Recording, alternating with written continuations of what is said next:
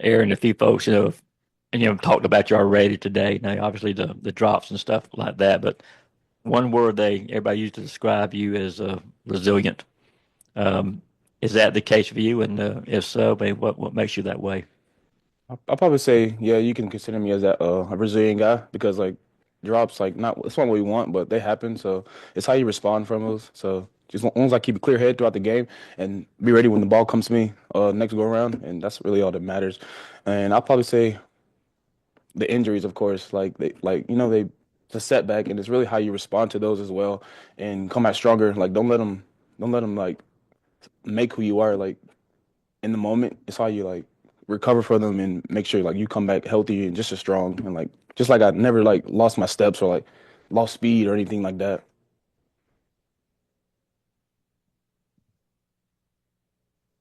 Yeah, you're someone that came in with Carson Beck, and he recently announced that he is declaring for the NFL draft. What do you think that Carson should be remembered for in his time here at the University of Georgia? A leader, a great football player. That's who he is.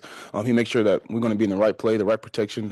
When things don't go right throughout the game, like at halftime, he makes sure we're good. Make sure he's going around making sure like the offensive line is okay, the receivers are good, and things like that.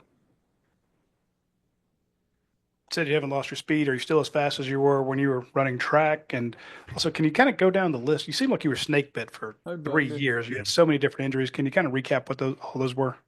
My first injury I had was my wrist. I did that in high school, and I didn't get it fixed until when I got here. So I played my senior year with the broke skateboard in my wrist. Arian So yeah, that was Smith, if painful. you were Then I got here, I wondering. messed up my meniscus, my right knee. The player. I Got just healthy said from that. Arian Smith, Came if you back, were wondering. played like 4 games. Had my first reception as a touchdown in South Carolina. I remember that. Then my fibula broke my fibula. That had me out for a while. That was a season ending injury. I didn't come back. I didn't come back that year. And then I got healthy from that. And then as soon as I got healthy from that, had a good spring, good fall. 2 weeks before Oregon, I think it's 2021 or 2022. I broke my ankle. I tore my deltoid ligament in my ankle. And I think that's it. Yeah, four. My speed. I feel like it's not as fast as I would be running track because I'm not as focused on like the details of like running, um, more so as in football. So I feel like I'm still fast, but not as fast as track speed. So yeah. On the SEC championship telecast, Herb Street said that he thought you were jumping as the ball got there, which may have explained the drops. Is there something to that? Have you looked at that? Mm, I take accountability of all my drops. Like I try to not make excuses. I never do that. A drop is a drop. Coach always tells us my job is to catch the ball regardless of how it's thrown. If it's short, if it's overthrown, if it's too high, make sure I make effort to get it. One of the plays I probably say I did jump too early, misjudged it. That happens as well. So probably I jumped too early or misjudged it. So next time I make sure I do a better job of judging the ball. Make sure I don't jump if I don't need to, and jump when I need to. As a receiver, I want to ask you the difference in catching balls from Carson Beck to Gunnar Stockton. Are there some adjustments that you have to make from that standpoint? Yes, everybody's different. Like they say, I run routes different than Dylan Bell or Gunnar definitely throws a different ball than Carson. Um, so just adjusting to those, it's just time with the quarterback practice. Make sure I get those throws in practice or after practice if I don't get a lot of catches in practice. So just taking the time to like makes time so I get those different catches. Where it's like I'm running out and they throw the ball like it's the drops too. Like their balls drop differently because how they release the ball. So they definitely do different. But my job is to catch the ball. Yeah, you had two huge plays in that SEC championship game. Obviously, the first down on the punt, and then the fumble recovery that you had of the Nate Frazier fumble. Could you just sort of walk me through those two plays and what you remember about them, and what you saw on those plays? The fake punt, I remember my teammates asked me, was I nervous to get the punt, like the fake punt, like when they called it? No, because it's just like offense, like it's just like a different formation or different like moment or situation in the game. Like it's not offense, it's punt, but it's still offense in me. Like I got to get the ball and go get the first. Coach said, make sure I get the first. Don't worry about nothing else.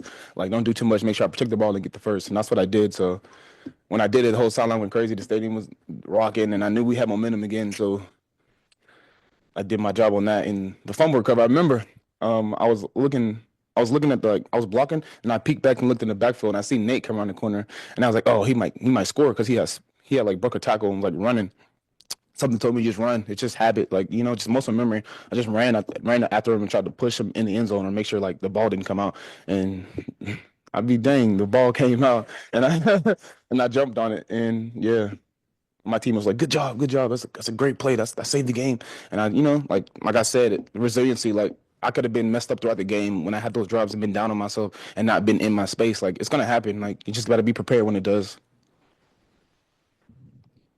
It's another postseason trip for you guys, and you in particular. You've been with the program for a while now. What are your memories besides winning games of some of the bowl games you've been to? Do you have any swag from some of those trips? And have you ever been to New Orleans? No, I never been in New Orleans, but I'll probably say the memories has been with my teammates. This bowl game is a little different than the past because like when we went to Miami, was it last year? I think, yeah, FSU. It was different because we were there for a week and we had like separate times set to like go do things with the team or like times to like go be out with our like teammates and do stuff like go out to walk down the street and get like a snack or something like that. This is different because it's like a business trip. Coach calls it. We're not there to have fun. We're there to go in and make sure we advance because it's win or die these playoff rounds. So it's not like it was in the past. It's very different. And this is our first game, so we don't know how it is until we get into the bowl site in the bowl game. So I'm very excited to be a part of New Orleans. I've never been there, so. Switch to Zoom questions now. First question will go to Bailey Burmaster. Hey, Arian, two questions. I'll let you answer the first one and then I'll ask the second. Outside of reps, what more can you guys as receivers do to continue to build that chemistry, basically up until game time with Gunner? I'll probably say trust ourselves, trust the quarterback, trust the process, and just go out there and be confident and don't overthink when the ball comes our way. In addition, we just talked to Oscar Delp, who told us about Gunner's cows. I'm curious what you know about these cows and what you can say about Gunner the person off the field. Nah, I don't know too much about his cows. I make sure I will ask him about him because I didn't ask him about him yet, so I'll make sure I ask him after this. But nah, Gunner's he's a humble guy. Y'all probably seen that went viral what he drives. I've been seeing that truck he drives all the time at the practice. I asked him about it one time. I told him it was nice. But he's a down to earth guy. He's not too flashy. He doesn't talk too much. He doesn't do too much. He lets his actions speak. So yeah.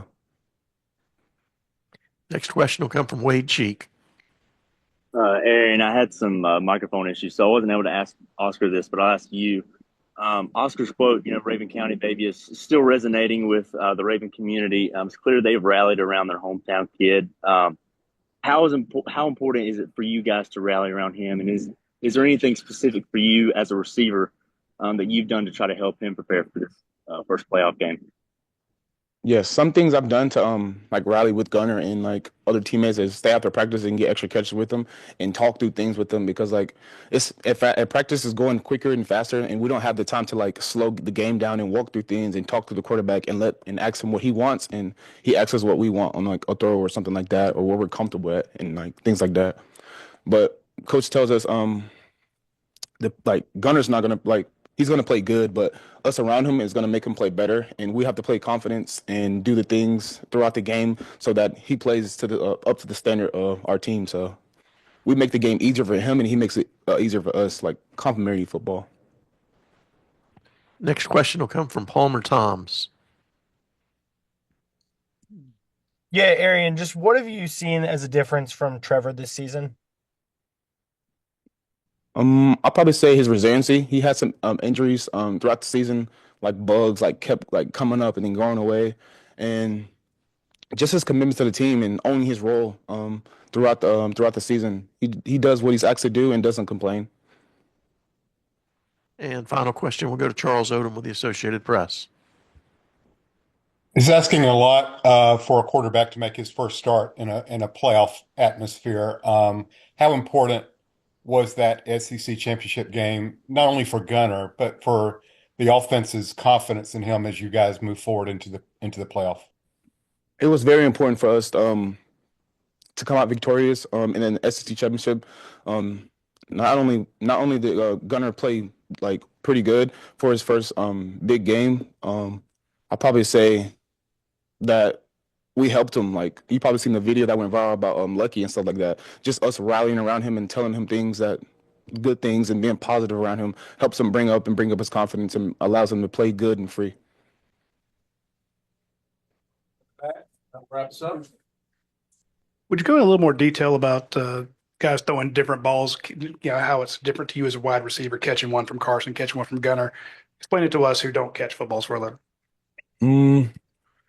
It's hard to explain it. Like it's easier to be out there and like notice it and feel it, but like I try not to like dive too deep into it because like that's really not the issue. And like, you know, as a quarterback or like a receiver, like the problem is the drop, so I got to fix that. But I'll probably say probably the spin or the drop of the ball. Like sometimes it nose dives or, you know, like it just looks different. The perception of the ball when it comes to you, so you can misjudge it if you don't follow through all the way with your eyes. So just being on the details and stuff like that. Like I gotta make sure I follow through with the ball. So All right, thank you, Aaron. thank y'all. Aaron.